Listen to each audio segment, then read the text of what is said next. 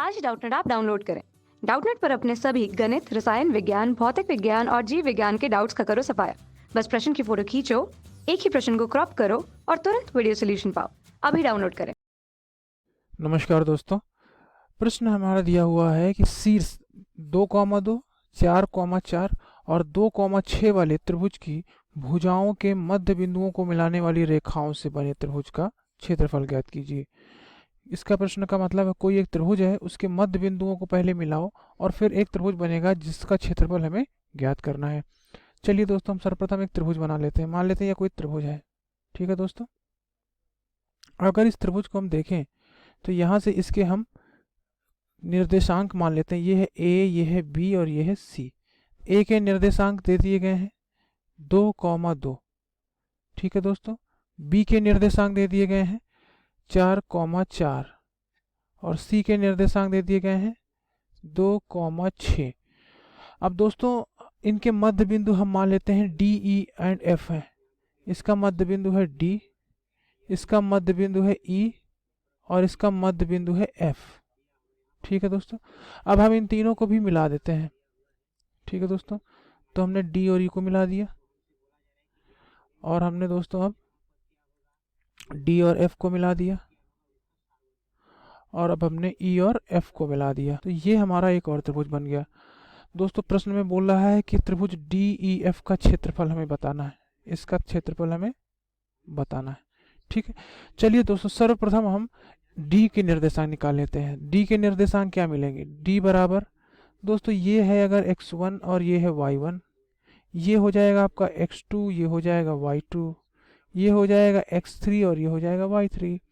दोस्तों डी में अगर हम इसके निर्देशांक मानते हैं, इसके निर्देशांक दोस्तों हम मान लेते हैं कि ये हैं x डैश y डैश। ई के निर्देशांक दोस्तों हम मान लेते हैं कि ये है दोस्तों x double dash y double dash और f के निर्देशांक मान लेते हैं x triple dash y triple dash. ठीक है दोस्तों, या फिर चलिए हम इसे थोड़ा सा परिवर्तित कर देते हैं दोस्तों, इसके निर्देशांकों को आसान करने के लिए, जिससे हमारा हल आसान हो जाए।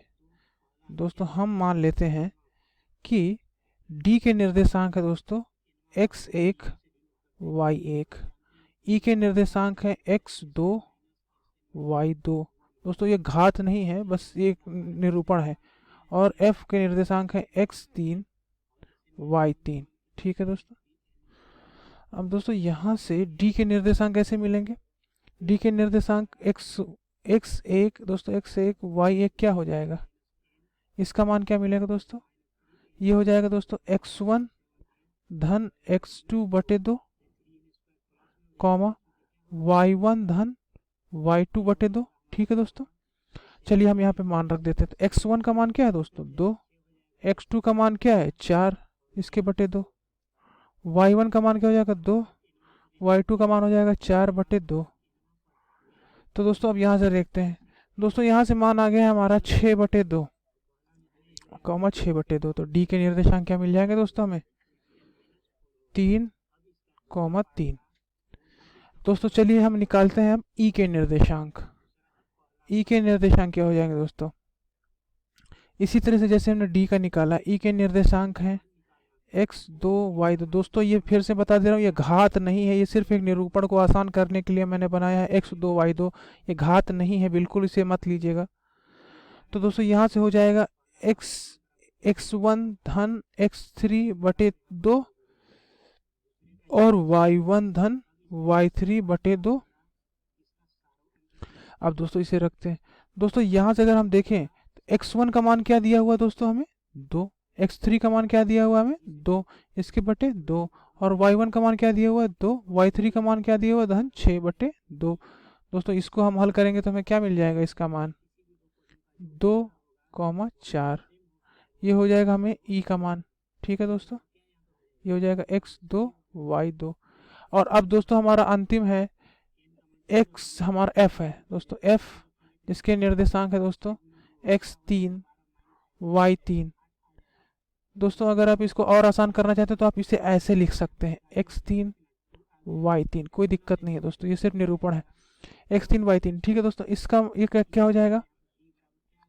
x2 धन x3 बटे 2, y2 धन y3 बटे 2। दोस्तों यहाँ से इसका मान रख देंगे। x2 का मान दोस्तों क्या है 4, x3 का मान क्या है 2 बटे 2, और x2 का मान क्या है दोस्तों 4, x3 का मान क्या है 6 बटे 2, और इसे मान रख देंगे तो दोस्तों क्या मिल जाएगा हमें 3, 5। तो यहाँ से f का मान मिल जाएगा। दोस्तों हमें तीनों बिंदुओं के निर्देशांक मिल गए हैं। अब हम इन तीनों बिंदुओं से बनने वाले त्रिभुज का क्षेत्रफल निकाल लेते हैं। तो त्रिभुज का क्षेत्रफल, त्रिभुज DEF का क्षेत्रफल क्या मिल जाएगा दोस्तों 1/2।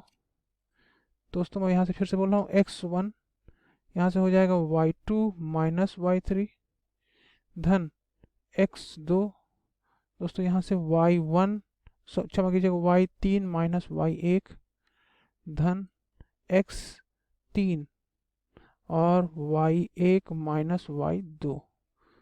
ठीक है दोस्तों, अब सारे मान हमें पता चल चुके हैं।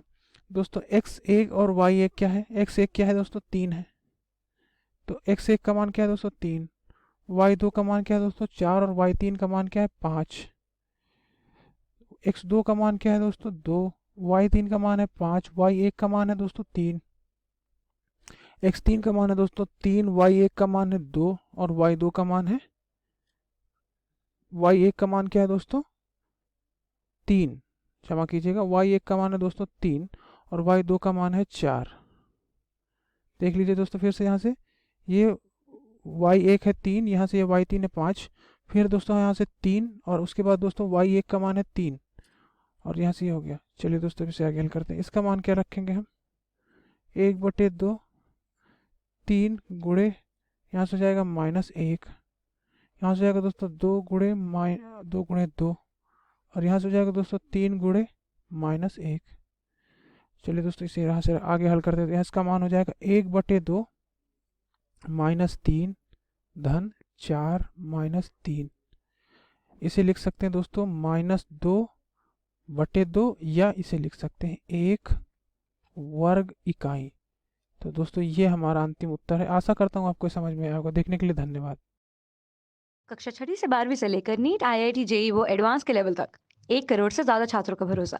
आज ही डाउनलोड करें डाउटनेट ऐप या व्हाट्सएप करें अपने सारे डाउट्स 8400 400 400 पर।